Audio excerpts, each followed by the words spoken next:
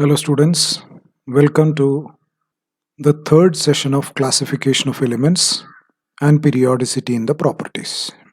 ഈ സെഷനിൽ നമ്മൾ ഏറ്റവും ലേറ്റസ്റ്റ് ആയിട്ടുള്ള നമ്മുടെ പീരിയോഡിക് ടേബിൾ അതിനെ പറയുന്നതാണ് modern form of periodic table.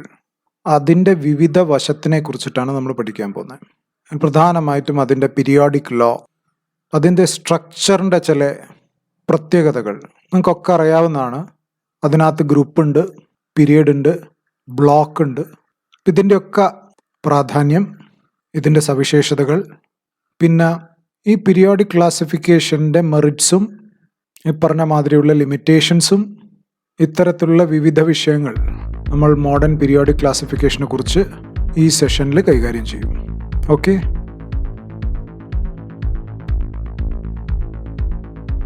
1913 Henry മോസ്ലെ വിവിധ മെറ്റൽസിന് ഹൈ സ്പീഡ് ഇലക്ട്രോൺസ് ഉപയോഗിച്ച് ബോംബാർഡ് ചെയ്തു. ബോംബാർഡ് ചെയ്ത സമയത്ത് അതിൽ നിന്നുണ്ടായ എക്സ്റേ സ്പെക്ട്രത്തിനെ അനലൈസ് ചെയ്തപ്പം atomic number was the fundamental property of the element. Atomic mass അല്ല, അറ്റോമിക് നമ്പർ ആണ് ഏറ്റവും ഫണ്ടമെന്റൽ ആയിട്ടുള്ള എലിമെന്റിന്റെ പ്രോപ്പർട്ടി എന്ന് അദ്ദേഹത്തിന് പ്രൂവ് ചെയ്യാൻ പറ്റി. ഇതിന്റെ വെളിച്ചത്തിൽ അദ്ദേഹമാണ് സജസ്റ്റ് ചെയ്തത് നമുക്ക് ക്ലാസിഫിക്കേഷൻ അറ്റോമിക് നമ്പറിൻ്റെ അടിസ്ഥാനത്തിലാക്കണമെന്ന്. ഓക്കെ, നമുക്ക് ഈ സെഷനിൽ മോഡേൺ പീരിയോഡിക് ടേബിൾ അല്ലെങ്കിൽ അതിന് നമ്മൾ പറയുന്നതാണ് long form of periodic table, ഇതിൻ്റെ സവിശേഷതകളെ നമ്മൾക്ക് മനസ്സിലാക്കാം. ആദ്യമായിട്ട് ഇതിൻ്റെ പീരിയോഡിക് ലോ നമുക്കറിയാം. ഏറ്റവും ഫണ്ടമെൻ്റൽ ആയിട്ടുള്ള പ്രോപ്പർട്ടി അറ്റോമിക് നമ്പർ ആയത് കാരണം ആദ്യം മാറ്റിയത് അതിൻ്റെ പീരിയോഡിക് ലോ ആണ്. പീരിയോഡിക് ലോ, മെൻഡലീവിൻ്റെ പീരിയോഡിക് ലോ എന്ന് ചെറിയൊരു വ്യത്യാസം മാത്രമേ ഉള്ളൂ. Physical and chemical properties are the periodic functions of their atomic number. അതാണ് modern periodic law. Physical and chemical properties of the elements are periodic functions of their atomic number.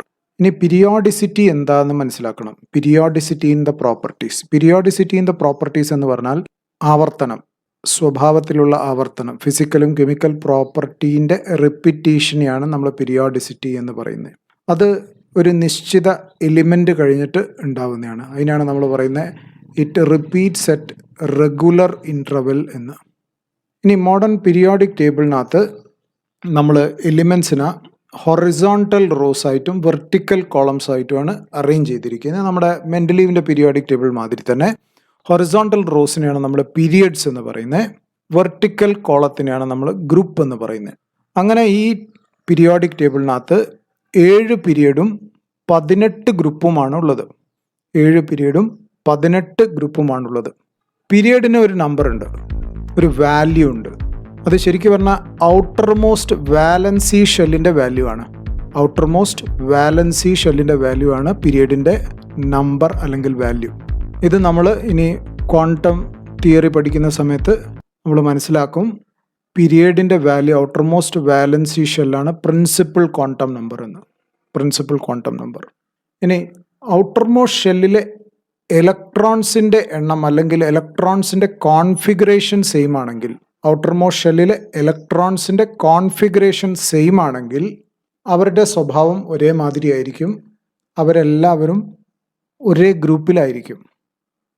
അല്ലെങ്കിൽ നമുക്കിങ്ങനെ പറയാം, ഒരു ഗ്രൂപ്പിലുള്ള എലിമെൻസിൻ്റെ ഔട്ടർ മോസ്റ്റ് ഇലക്ട്രോണിക് കോൺഫിഗറേഷൻ, ബാഹ്യതമ ഷെല്ലിൻ്റെ electronic configuration same ആയിരിക്കും. ഇനി ഒരു നിശ്ചിത എലിമെൻ്റ് കഴിഞ്ഞിട്ടാണ് പ്രോപ്പർട്ടീസ് റിപ്പീറ്റ് ചെയ്യുക. ഓരോ പീരീഡിലും നിശ്ചിത എലിമെൻ്റ് കഴിഞ്ഞിട്ടാണ് പ്രോപ്പർട്ടി റിപ്പീറ്റ് ചെയ്യുക. അപ്പോൾ ആദ്യത്തെ പീരീഡിൽ 2 എലിമെൻ്റ് കഴിഞ്ഞിട്ടാണ് പ്രോപ്പർട്ടി റിപ്പീറ്റ് ചെയ്യുക. രണ്ടാമത്തേൽ 3-ാമത്തേലും 8 എലിമെൻറ്റ്സ് കഴിഞ്ഞിട്ടാണ് പ്രോപ്പർട്ടി റിപ്പീറ്റ് ചെയ്യുക. 4-ാമത്തെ പീരീഡിൽ 18 എലിമെൻറ്റ്സ് കഴിഞ്ഞിട്ടാണ് പ്രോപ്പർട്ടി റിപ്പീറ്റ് ചെയ്യുക. അങ്ങനെ നമ്മൾ ഓരോ പീരീഡിലും പ്രോപ്പർട്ടി റിപ്പീറ്റ് ചെയ്യുന്ന എലിമെൻറ്റ്സിൻ്റെ എണ്ണം എടുക്കുകയാണെങ്കിൽ നമുക്ക് അതിനെങ്ങനെ പറയാം, 2, 8, 8, 18, 18, 32, 32. ഇതിനെയാണ് മാജിക് നമ്പർ എന്ന് പറയുന്നത്. കാരണം ആദ്യത്തെ 2 എലിമെൻ്റ് കഴിഞ്ഞ് പ്രോപ്പർട്ടി റിപ്പീറ്റ് ചെയ്യുന്നു.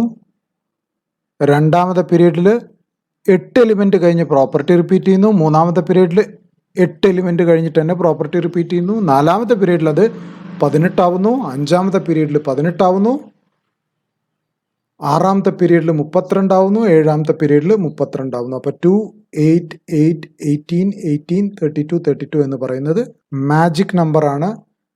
ഇത്തരം കാര്യങ്ങൾ സെപ്പറേറ്റ് ആയിട്ട് നോട്ട് ചെയ്ത് വെക്കുക, വളരെ ഇമ്പോർട്ടൻ്റ് ആണ്. ഓക്കെ, ഇവിടെ structural features of the periodic table നമുക്ക് നോക്കാം. സ്ട്രക്ചറൽ ഫീച്ചേഴ്സ്, ഗ്രൂപ്പ്സും പീരീഡുമാണ് നോക്കാൻ പോകുന്നത്. നമുക്കറിയാം groups are vertical columns and there are 18 groups in the periodic table. എന്താണ് ഗ്രൂപ്പിൻ്റെ സവിശേഷതകൾ? All the elements in the groups have same general electronic configuration. അവരുടെ electronic configuration almost same ആയിരിക്കും, പ്രത്യേകിച്ച് ഔട്ടർ ഇലക്ട്രോണിക് കോൺഫിഗറേഷൻ സെയിം ആയിരിക്കും. Atomic size of the element in the group increases down the group. Atomic size down the group increase ചെയ്യും, കാരണം പുതിയ shell add ചെയ്യപ്പെടുന്ന കാരണം. Physical properties of the elements such as melting point, boiling point, density, solubility, they will show a definite pattern. Melting point, boiling point, density, solubility, ഇങ്ങനത്തെ physical പ്രോപ്പർട്ടീസിൽ ഒരു നിശ്ചിത ക്രമത്തിലാണ് അത് കൂടുക കുറയുകയൊക്കെ ചെയ്യുക. Elements in each group have generally similar chemical properties. ഓരോ ഗ്രൂപ്പിലുള്ള എലിമെന്റ്സിൻ്റെ chemical properties almost similar ആയിരിക്കും എന്ന് നമ്മൾ മനസ്സിലാക്കണം. അടുത്തതാണ് പീരിയഡ്സ്. ഹൊറിസോണ്ടൽ റോസിനെയാണ് നമ്മൾ പീരിയഡ് എന്ന് പറയുന്നത്. ഹൊറിസോണ്ടൽ റോസ് അങ്ങനെ നോക്കുകയാണെങ്കിൽ നമ്മുടെ മോഡേൺ ഫോം ഓഫ് പീരിയോഡിക് ടേബിളിൽ 7 പീരിയഡ്സ് ആണുള്ളത്. ക്യാരക്ടറിസ്റ്റിക് ഓഫ് പീരിയഡ്സ്, എന്താണ് പീരിയഡ്സിന്റെ സവിശേഷതകൾ?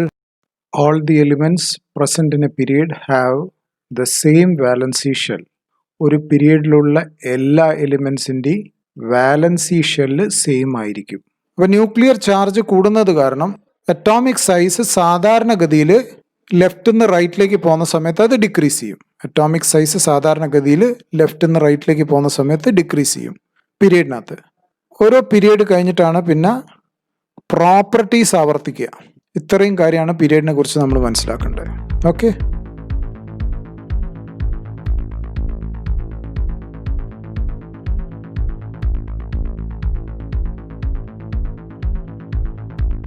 നമ്മുടെ മോഡേൺ ഫോം ഓഫ് പീരിയോഡിക് ടേബിളിലെ അടുത്ത സവിശേഷതയാണ് ബ്ലോക്സ്. ഇതൊന്ന് മെൻഡലീവ്സ് പീരിയോഡിക് ടേബിളിൽ ഈ ബ്ലോക്സ് എന്ന് പറയുന്നൊരു കോൺസെപ്റ്റ് ഇല്ലായിരുന്നു. നമുക്കിവിടെ 4 ബ്ലോക്സ് ആണുള്ളത്. Modern periodic table is divided into 4 blocks. S block ഉണ്ട്, പി ബ്ലോക്ക് ഉണ്ട്, ഡി ബ്ലോക്ക് ഉണ്ട്, എഫ് ബ്ലോക്ക് ഉണ്ട്. ബ്ലോക്കുകൾ തീരുമാനിക്കുന്നത് it is on the basis of the subshell into which the last electron enters.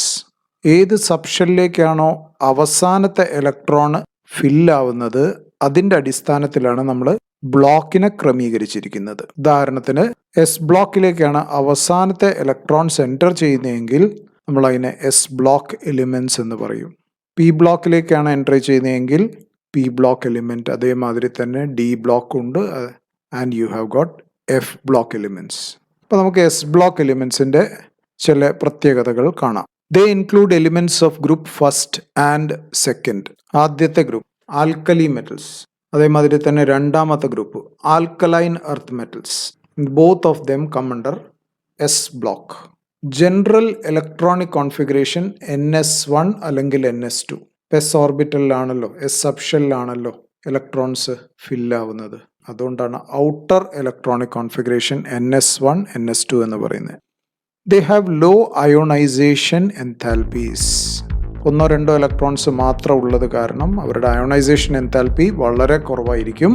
പെട്ടെന്ന് തന്നെ ഇലക്ട്രോൺസിനെ വിട്ടുകൊടുക്കാൻ പറ്റും. That is the reason why they are known as metals, because they are electropositive. ഇലക്ട്രോൺസിനെ വിട്ടുകൊടുക്കാനുള്ള പ്രവണതേനെയാണ് നമ്മൾ മെറ്റാലിക് നേച്ചറുമായിട്ട് നമ്മൾ ബന്ധപ്പെടുത്തുന്നത്.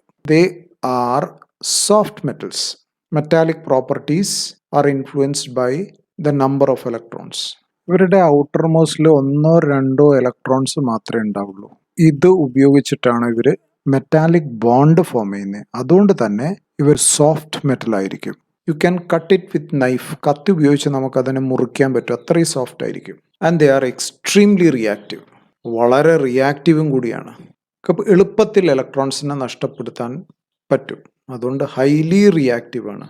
അപ്പോൾ അവർ ഇലക്ട്രോണിനെ വിട്ടുകൊടുത്തിട്ട് ദേ വിൽ ഗെറ്റ് ഓക്സിഡൈസ്ഡ്. അല്ലേ, ഇലക്ട്രോണിനെ വിട്ടുകൊടുത്താൽ എന്താ സംഭവിക്കുക? ഒരു വസ്തു ഇലക്ട്രോണിന് വിട്ട് ഒരു എലിമെന്റ് അതിന്റെ ഇലക്ട്രോണിന് വിട്ടു കൊടുക്കുക എന്ന് പറയുമ്പോൾ നമ്മൾ അതിനെയാണ് ക്യാൻ ഈസിലി ഗെറ്റ് ഓക്സിഡൈസ്ഡ് എന്ന് പറയുന്നത്. Therefore they are strong reducing agent and most of them, അതിൽ 2 എക്സെപ്ഷൻ ഉണ്ട്. ഒന്ന് ലിത്യം, പിന്നെ ഒന്ന് ബെറിലിയം. ബാക്കിയുള്ള എല്ലാ എലിമെന്റ്സും എസ് ബ്ലോക്ക് എലിമെന്റ്സും ദേ ഫോം അയോണിക് കമ്പൗണ്ട്. ലിത്യത്തിലും ബെറിലിയത്തിലും ചെറിയ കോവലന്റ് ക്യാരക്ടേഴ്സ് നമുക്ക് കാണാൻ പറ്റും. ഇത്രയും കാര്യമാണ് എസ് ബ്ലോക്ക് എലിമെന്റിനെ കുറിച്ച് നിങ്ങൾ അറിയേണ്ടത്. ഓക്കെ,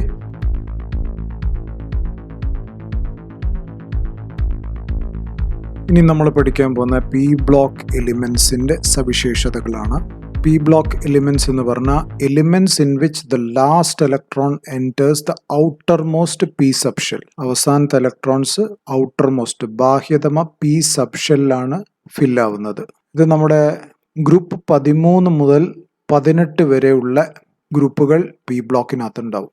അതേമാതിരി തന്നെ എസ് എൻ പി ബ്ലോക്ക് 2 ബ്ലോക്കത്തെ എലിമെന്റ്സിനെ നമ്മൾ റെപ്രസെൻറ്റേറ്റീവ് എലിമെന്റ്സ് എന്നാണ് പറയുക. നമുക്കറിയാം എസ് ബ്ലോക്കിൽ ഒറ്റ ഒരു ഓക്സിഡേഷൻ സ്റ്റേറ്റ് മാത്രമാണ്. ആൽക്കലി മെറ്റൽസ് ആണെങ്കിൽ +1 ഓക്സിഡേഷൻ സ്റ്റേറ്റും ആൽക്കലൈൻ എർത്ത് മെറ്റൽസ് +2 ഓക്സിഡേഷൻ സ്റ്റേറ്റുമാണ് കാണിക്കാറ്. എന്നാൽ പി ബ്ലോക്കിൽ ഒന്നിലധികം ഓക്സിഡേഷൻ സ്റ്റേറ്റ് എലിമെന്റ്സ് കാണിക്കും. അതിനെയാണ് നമ്മൾ വേരിയബിൾ ഓക്സിഡേഷൻ സ്റ്റേറ്റ് എന്ന് പറയുന്നത്. ഒന്നിലധികം ഓക്സിഡേഷൻ സ്റ്റേറ്റ് കാണിക്കുന്ന പ്രതിഭാസത്തിനെയാണ് വേരിയബിൾ ഓക്സിഡേഷൻ സ്റ്റേറ്റ് എന്ന് പറയുന്നത്.